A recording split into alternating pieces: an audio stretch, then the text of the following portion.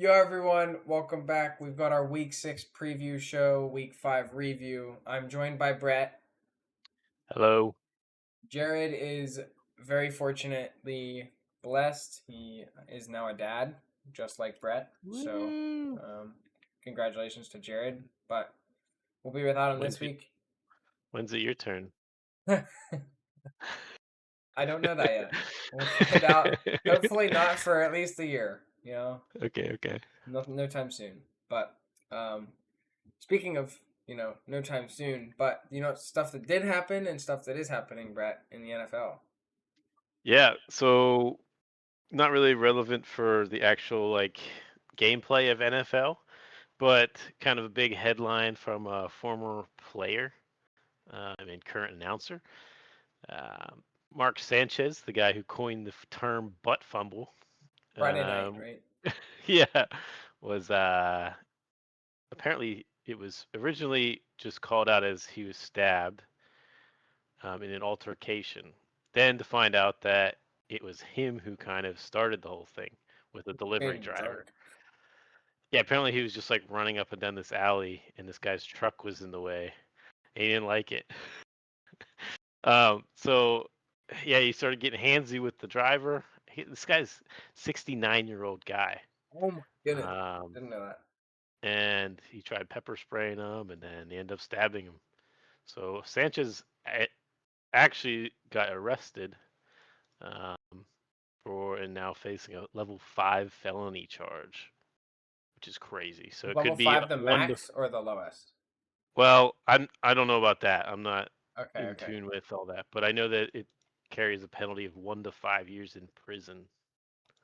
So um, interesting, interesting little fact that happened at the start of Okay, this week for so a sure. level, I just did some research while you were finishing that up. So a level 5 felony is like the lower than level 1. So level 1's like the highest tier felony, just for those wondering. Mm, I gotcha. I gotcha. Yeah, 1 to 5 years potentially in Crazy. prison. Poor guy. So to get into the actual football, and Quarterback news. talking about another quarterback and an old man, Joe Flacco, just up and traded the Bengals. It sounds like he didn't even know What? that it was happening. He You just found out like on social was. media? Well, I think he was just maybe he was called like, "Hey, we're trading you." He's like, "Oh, okay." Um, But yeah, he's being traded to the Bengals. Obviously, Jake Browning isn't the shining star that he was last year when Burrow was out. And apparently, they're just going to start him. Interesting call, seeing how it's a completely different playbook. But I guess if you're desperate, and what are they, 1-3 or Who are you talking about? The Bengals or the one and Browns? four? Bengals. Bengals are 2-3 because they won the first two games of the season when they were clearly outplayed. Gotcha. Yeah, If so you two remember and three with a. The Browns and the Jaguars games where the Bengals were outplayed and somehow won those games, Hmm.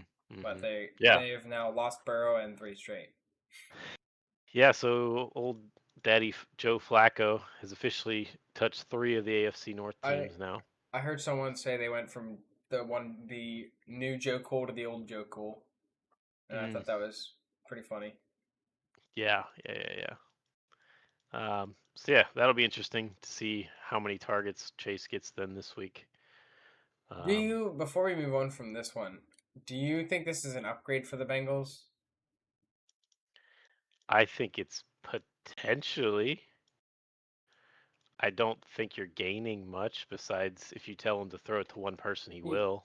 I see it largely as neutral. I Joe Flacco is definitely a better quarterback than Jake Browning, but you need to have an offensive line to allow him to sit back there and be a True. pocket passing quarterback. Now the Bengals Hmm. have better weapons than the Browns. The Browns O line though is way more suited for something like that. So it'll be interesting to me to see how long it takes before Flacco gets injured because he's gonna get hit 10 times a game at least because he is like the Fantasy Footballers podcast. Shout out to them. They said the other day, the quote was something along the lines of, "He snaps the ball and puts his feet in buckets of cement." Like that Mm, is Joe Flacco's mobility. That's and true. someone said that Joe Flacco makes Dylan Gabriel look like Lamar Jackson. Wow. Okay. That's interesting. Yeah, no, you're right. Joe Flacco's always been a pocket passer. I mean, he was around when pocket passing was the meta. But like you said, without an offensive line, it's hard to be a pocket passer. Yeah, 40 years Uh, old, not gonna be mobile. yeah. So he might turn into like Rodgers, where he quick snap and throw type stuff. Yeah, it could work with Uh, Chase and Higgins it could bunch of and Chase slants Brown. over the middle.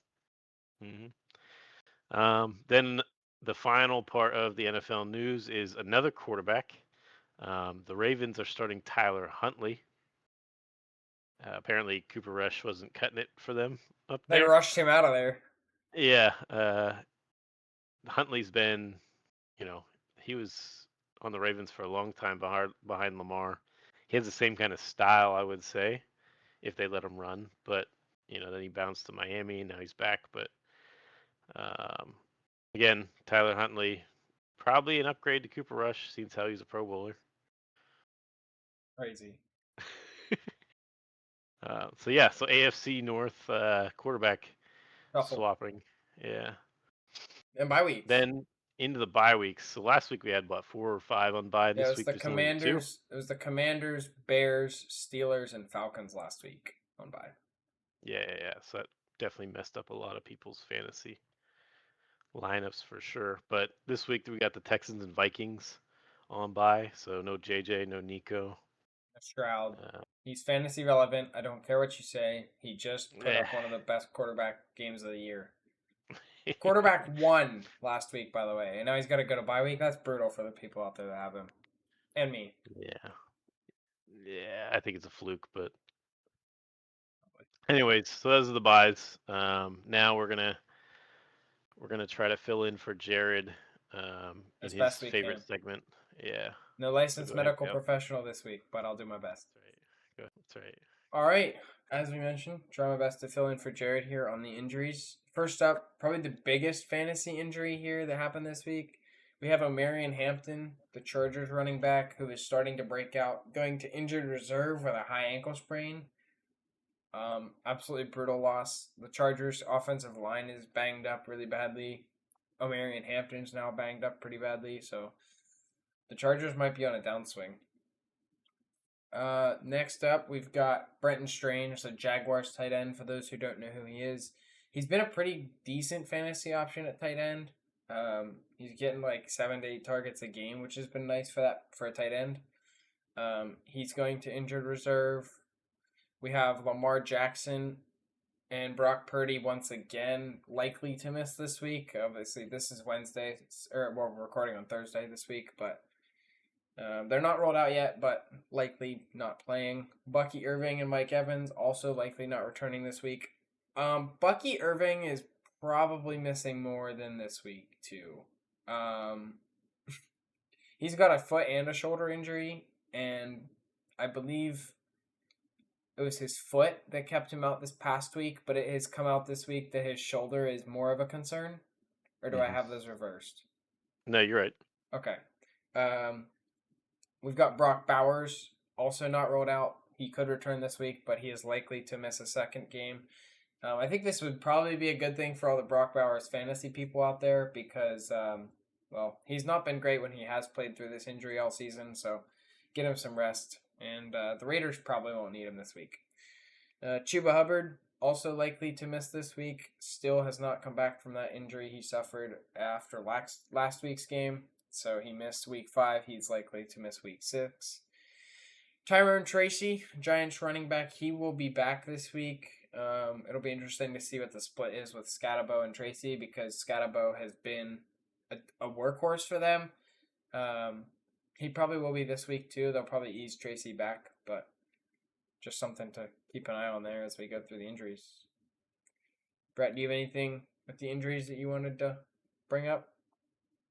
No, I think you did well filling in for Jared as an unlicensed medical professional. Yeah, I try my best. All right, so we'll get straight into the week 6 pick'ems. Like Dale said, we're recording Thursday night. Uh, Pre-game. we are pre-game. That's right, right before the game. Eagles and Giants. We both have the Eagles. The I mean, the main reason I'm picking the Eagles is because even though they've had a chance to lose pretty much every game, if not every game this year, for whatever reason, the other team just is like, They've ah, got that Chiefs we'll let voodoo them win. magic Yeah, from last year. I don't know. They keep doing this, and they got to beat the allegation of the scripting, Yeah, you know. So yeah, we both have the Eagles on that one. we do. We do. I think we both agree though the Giants are losing by less than 7.5. Yeah, we do have this game and the next game. We both kind of called out that these are two games that could be upsets. Closer than expected for sure. Mhm. Um, but yeah, then speaking of the next game, we've got the Broncos taking on the Jets. The Jets are at home in this game, very famously, the London Jets. London, London. Um, and honestly, hey, I don't know how much of a factor this is, but the Broncos have to get on a jet to get to the Jets. So, I mean, they've got to fly overseas, is what I'm saying. Obviously, all the teams So fly to their games every week, but so they've already been riding the Jets all the way home. that's true. And that Jets team probably can't take much of anything from anyone. But what they can take is a big L because we both have the Broncos beating them. The Broncos are favored by 7.5 in this game. I don't know if they cover that or not. That's a good line. Vegas knows what they're doing, believe it or not. Yeah. Then the next game, Rams Ravens. Again, this is another 7.5 point uh game toward the Rams. Not high Obviously enough. with Lamar. Yeah. Obviously with Lamar, it's gonna be high, right? Looked terrible. The Rams are I good. even with Huntley, like the Ravens were never good. Um, I just think yeah, we both have the Rams for this one as well. Um, you still got going up against Puka. You got a good defense, a good offense. I don't think the Ravens really stand a chance this week. I agree. I don't think 7.5 is a big enough line either. I think the Mhm. Rams could Texans them here. Um. Anyway, moving on, we've got the Cowboys going to Carolina to take on the Panthers. The Cowboys are 3.5 point road favorites. We both have the Cowboys in this game. If Chuba Hubbard plays, I might lean the Panthers. But if Chuba doesn't play, we have a Rico Dowdle revenge game. Um, but I don't think As that long as they matters. have it, as long as they have that announcer from the previous Panthers game, the guy was on something. That guy is great. I love that announcer. He was getting hyped at like 2 yard runs. Love that passion. Apparently, he's a college football Yeah, analyst. yeah, That's why it sounded so hype. that's right. College football is way more exciting to watch. The announcers are way more passionate. I feel like, as a general rule. Hmm. Yeah, so yeah, we both agree on the Cowboys for that one. Dak can do Dak things though, so watch out for that. Any fantasy He means Dackers? that in a bad way, by the way. Yeah, Did you just say fantasy Dackers? that's right. Yeah. Love that. Are you a Dacker? Are you a Dacker? Call the Dackers Ugh, hotline. that's right. Um, going for another team that should have its own catchphrase, the Cardinals. Oh my Cardinals, gosh. Colts. We both have the Colts. Cardinals, they're an embarrassment. If anyone missed that last game, if you go watch the third quarter, or no, fourth quarter It on. was well. If you watch the first 3 quarters, you'd think the Titans aren't an NFL franchise. If you watch the fourth quarter, you'd think the Cardinals are a junior high football team, just Yeah, making stupid mistakes after mistakes. If for those that didn't see, I'm gonna go on a mini rant here. Sorry to cut you off, Brett, but you're good. we've got at first huge run by Amari DiMercado, the third string running back for the Cardinals, who's been forced to start because of James Conner and Trey Benson injuries. Breakaway run. He starts slowing down, and there's a defender that's catching him. And so you're watching the play, you're worried the defender's going to catch him and punch the ball out. He doesn't. He scores a touchdown.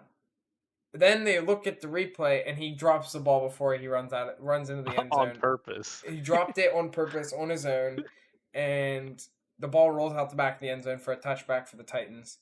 The Titans then go down and score a touchdown. I think it was the next drive after that, um, where the Titans are down. I think it was 21-12. They're driving into the Cardinals, into the red zone.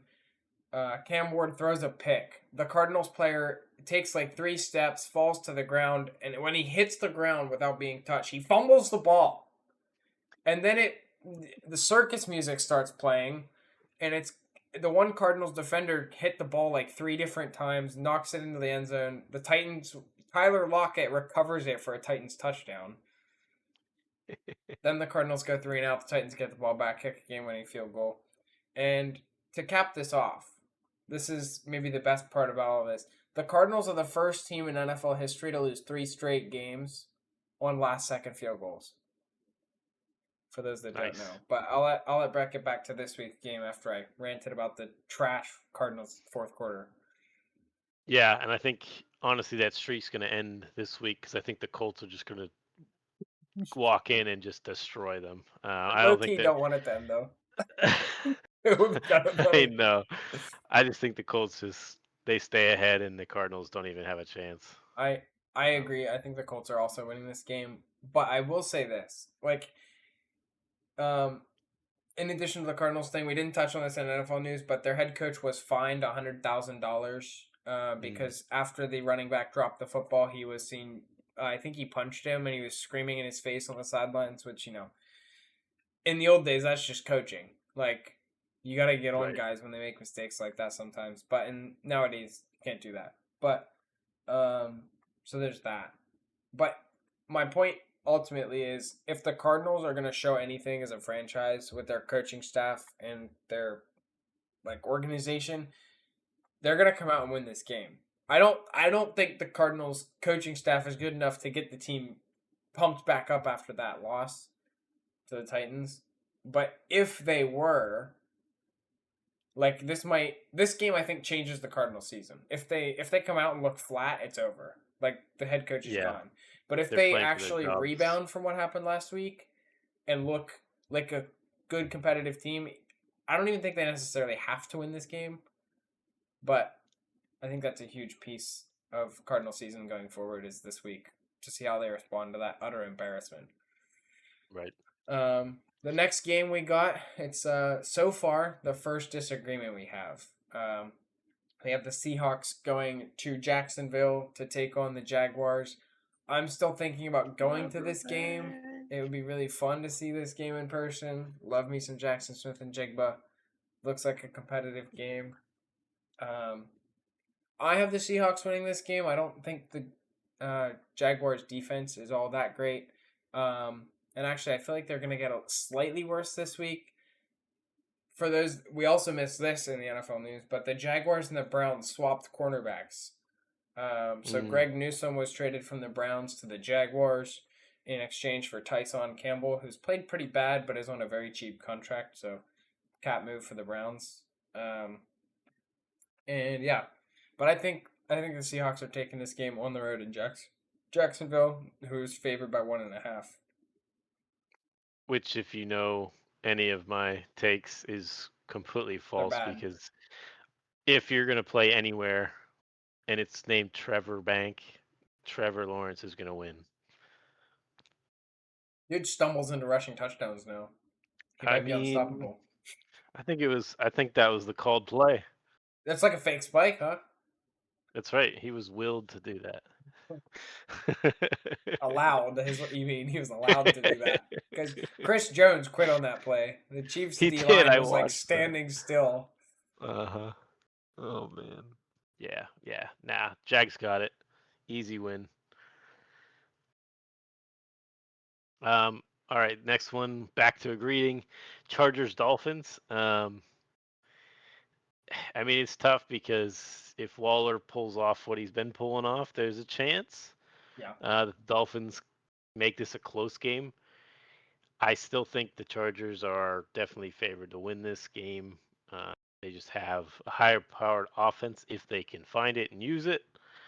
The defense is okay, and the Dolphins every week is more like, is Tua gonna play like a normal quarterback, To a or turnovers or is to he a gonna Tua? touchdowns. That's the Correct. Yeah, exactly. That's the phrase. But yeah, we both have the Chargers for this one. we do. Um, could be I interesting though. I am a little scared for the Chargers because of how they looked against the Commanders. The injuries continue piling up.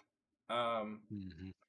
and like you said, Darren Waller looks good. And the Chargers also, it's a 1 o'clock game, and it's a West Coast team playing on the East Coast. So basically 10 a.m. for those West Coasters. Could be a little early. Interesting to see if the Sure. Dolphins could get off to a fast start. They can definitely take this, but we both do have the Chargers. The next Hmm. game, this is the game we should have had our jerseys on, Brad. True. I Yeah. mean, actually, we do have our jerseys on. All right, now we can actually talk about this football game. So we've got the Browns going on the road to Pittsburgh to take on the Steelers, who are 4-1, leading the AFC North by a lot. Um, Right. the Bengals are in second at 2-3, which is hilarious because this division looked really good preseason. The Browns are about where we expected them to be, but they're very close to being a 4-1 team, just like the Steelers. They lost to the Bengals when they outplayed them. They choked the game away against the Vikings last week. Um, yeah, they're getting that All, run all game I going. all I hear is L's. Hey, all you hear is L's, but this week you're gonna see a W. I've got the For the Steelers. Browns beating the Steelers in Acrisure.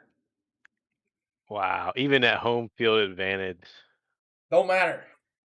No We'll get way. into why it don't matter later. I do think it comes down to a field goal though, in classic Brown Steeler fashion. That's true, and it's gonna be Boswell missing.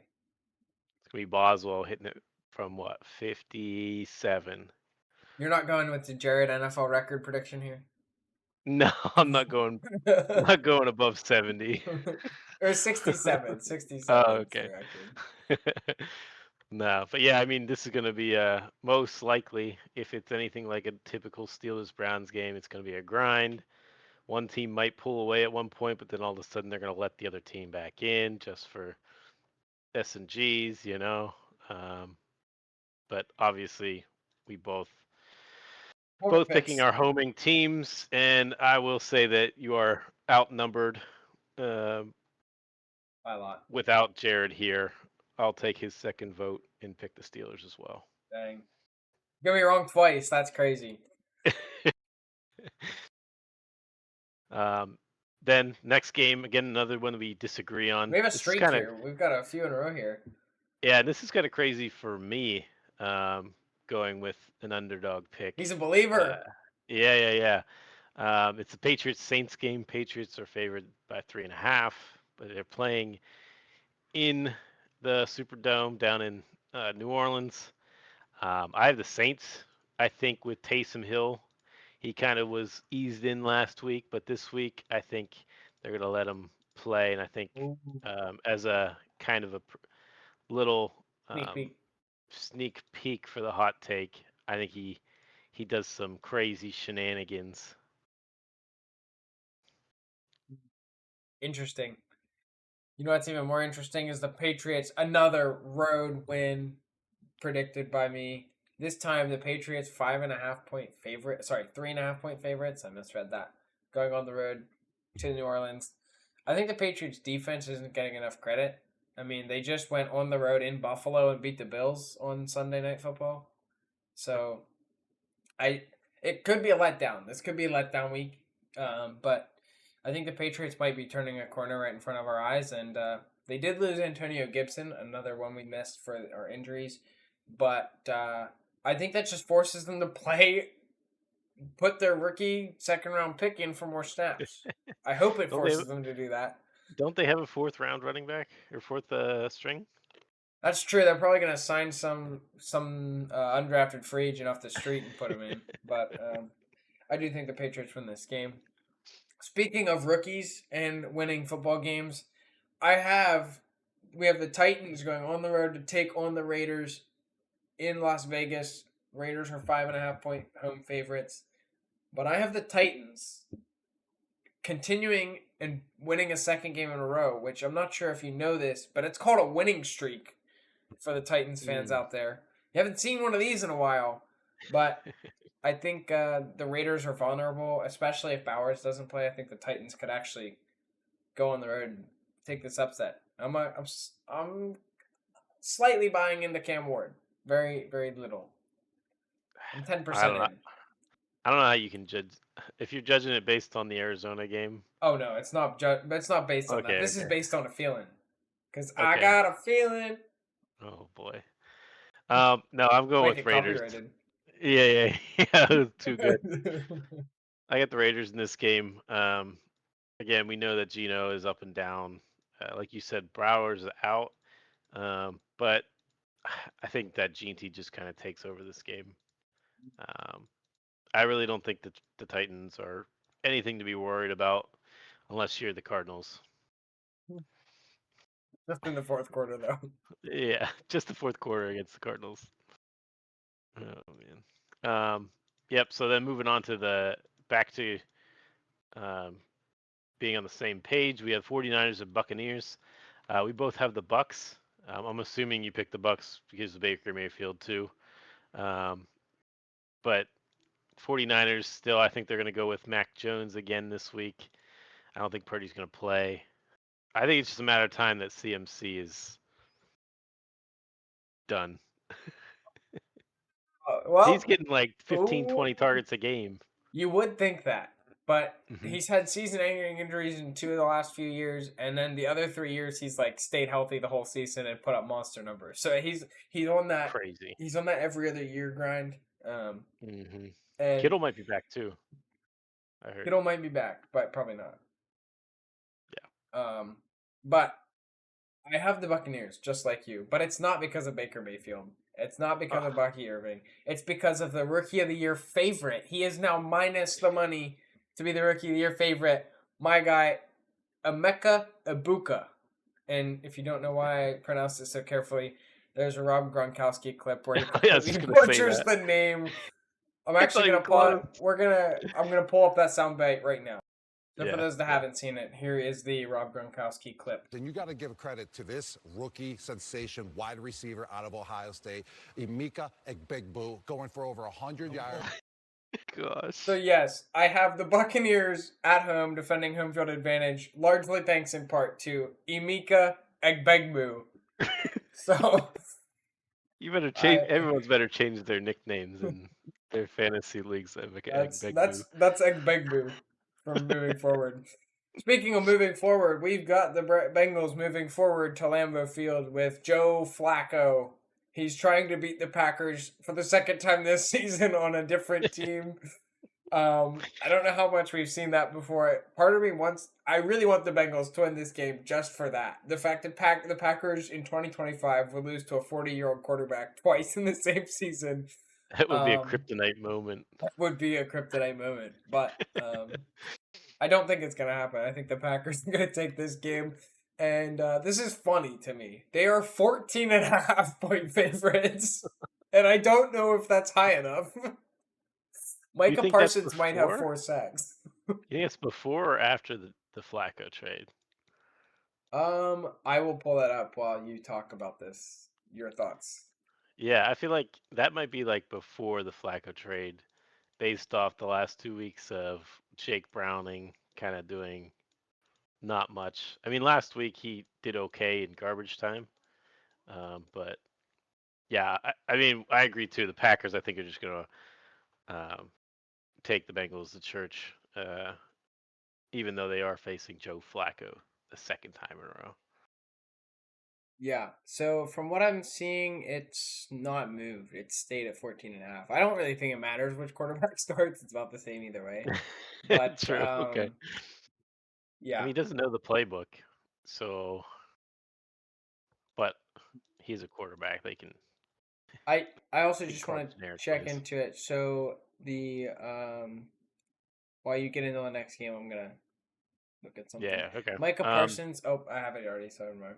Are you good? Micah Parsons is the number 2 right now in Defensive Player of the Year odds. I think he will be number 1 after this week. That's all I'm gonna say. What do you think? 2.5, 3.5? I think he gets 2 sacks and he probably has a pick or a Okay. fumble or something. Okay. Two, That's I'll fair. say 2 sacks and a forced turnover. All right. Then Lions Chiefs. Lions are going to the Chiefs. I know we talked a little bit before this show. We started it. Um, Vegas seems to just love the Chiefs. And They have the Arrowhead. Chiefs winning. Yeah, in Arrowhead specifically too. They have the Chiefs winning by, they have them at -1.5 favorites over the Lions, which is crazy. Especially when the Lions constantly have a good offense, where the Chiefs are like hit and miss. Yeah. I think it's crazy. Yeah, the Chiefs have a good defensive line, I think but the Lions can take advantage of that very easily. there's a lot of stock being put into the Chiefs beating the Ravens 2 weeks ago. Mhm. I mean, the Chiefs just lost on Monday, so they have a short week. They lost on Monday night to the Jaguars. Jags, yeah. So it's entirely possible they lose again. We both have the Lions here, as you said. But part of me did want to go Chiefs, and then I was like, that's stupid. Why would I go Chiefs? Like, I think the Lions are probably winning by at least a touchdown. Maybe this game could get ugly. I don't know. Patrick was calling out the refs at the end of the last game, so maybe he's brought his crew this week. Maybe he should have called it his defensive line that didn't move when the other quarterback was laying on the ground twice on one play. Mm, Anyway, speaking of, night games, Sunday night games, we've got the Bills coming off a loss to the Patriots on Sunday Night Football. They are going to Atlanta to take on the Falcons coming off the bye. I really wanted to pick the Falcons to win this game if you want to peel back the curtain a little bit for this pick, but I can't get there with the Falcons. This is the same thing I felt last week with the Bills Patriots game. I just couldn't quite get there with the Bills and Patriots. I wish I did get there though, so hopefully I don't regret it for a second time. Yep. And then the final game, we have the Bears and Commanders. Was it last year that the It famous was. game? Yeah. So last year, they were in Chicago though. Commanders and Bears. If anyone recalls, this was when Bears were winning. Looked good early last Looked season. really good. Jaden Daniels had to throw a Hail Mary for the end of the game. This was when wasn't this when the Bears DB was like flexing to the audience Yeah, before before the the snap, he was like, before the snap. yeah, he was showboating. And then they ended up doing the jump ball, tipping the ball backwards, and Noah Brown catching the touchdown to win the game.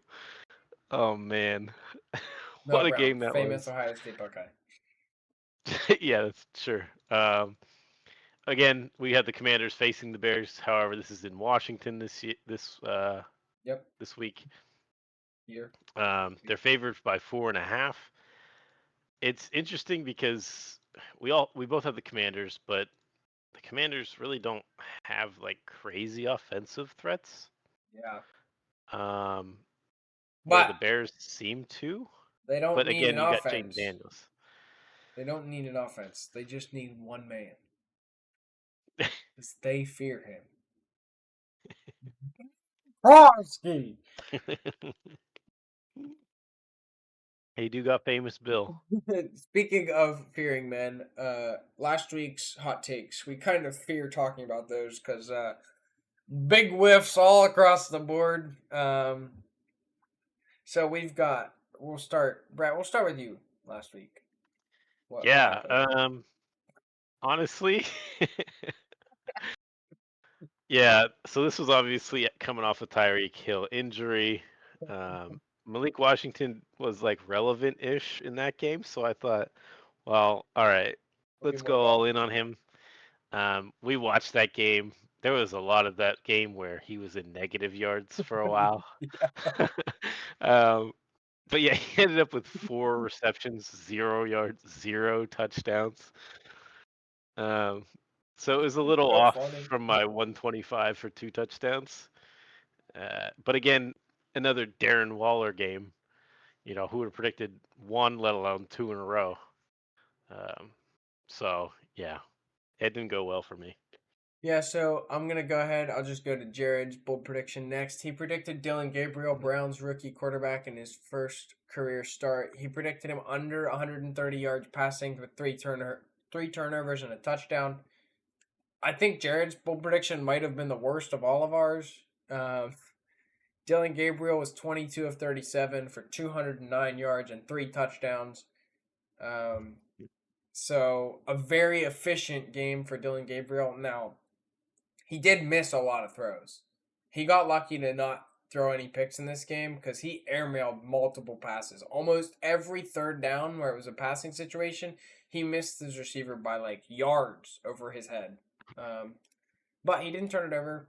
Threw three touchdowns. Great first start for the rookie QB. That's partially why I think they can go into Pittsburgh and win the game. But the big reason why I think they can do it is coming up in a little bit. But my prediction from last week was the Texans going on the road to Baltimore. I had Nico Collins going for 180 and 2. He had like 30 and a touchdown on the first drive. Thought it was great. Ended the game with 4 catches, 60 yards, and a touchdown. So, it wasn't the first drive of the game. It was the second drive where he had the touchdown. But yeah, the Texans, that game was out of hand quickly, and they pretty much just went into not throw the ball mode and blew the Ravens out in Baltimore. Mm-hmm. Anyway, I've spoken a lot about this game. I can't wait to get to it, and I think Brett's pick is a little bit spicier, more fun. So I'll go first here for my Week 6 hot take. I've got Quinshon Judkins on the road in Pittsburgh. The defense has looked improved for the Steelers, but those first 2 weeks are still there in the back of my mind. And Judkins has looked great. I have him going for 200 yards and 2 touchdowns in Pittsburgh, hoping to lead the Browns to a road win. Yeah, no, you're right. He has looked good, definitely. And yeah, the defense could be hit or miss, but lately they've been pretty good. And where does TJ Watt line up? Is he on the left side or the right side of the D line? The left. All right, so we'll have a lot of the Browns running to the left because TJ's on the offensive right. So, Well, actually, with Gabriel being a lefty, you would have more to the right, right? no, you'd have more stuff to the left side of the field because he wouldn't be thrown across his body then. I think the handoff would hike, and then you'd be holding his left hand out, and he'd be going right, though. Oh, So we'll see. for the We'll running see. game. Yeah. Interesting. Yeah. So that'll work. Mm-hmm. Yeah. We'll see what happens with that. Like Dale said, mine's a pretty spicy take, and I did allude to it earlier, talking about the Let's go back to the Patriots-Saints well. game. I am going back to a call out from even week 1, where I called out CMC getting the hat trick. And this week, I think now that they've eased this guy back in last week, I got Taysom Hill with the hat trick himself, 1 rushing, 1 receiving, 1 passing touchdown. I think, again, the Swiss Army knife is back, and Johnson's kind of been limited at practice this week. He really wasn't a big factor last week. So I'm just saying, watch out for Taysom Hill and anyone trying to use that cheat code in the fantasy leagues. Get that tight end in the game. That's right. Get that tight quarterback in the game. What a fun show. We get our first Browns-Steelers game of the season, and Jared's not even here. So, he's here in spirit. I might just melt next week, depending on how that game goes. I had a rant on Sunday after the Browns lost to the Vikings. I was melting down, so we'll see what happens this week. But I think if the Browns lose this week, it's time to say goodbye to Kevin Stefanski. So if he's still around next Wednesday, we're probably talking about a Browns dub. So True. peace out. All right.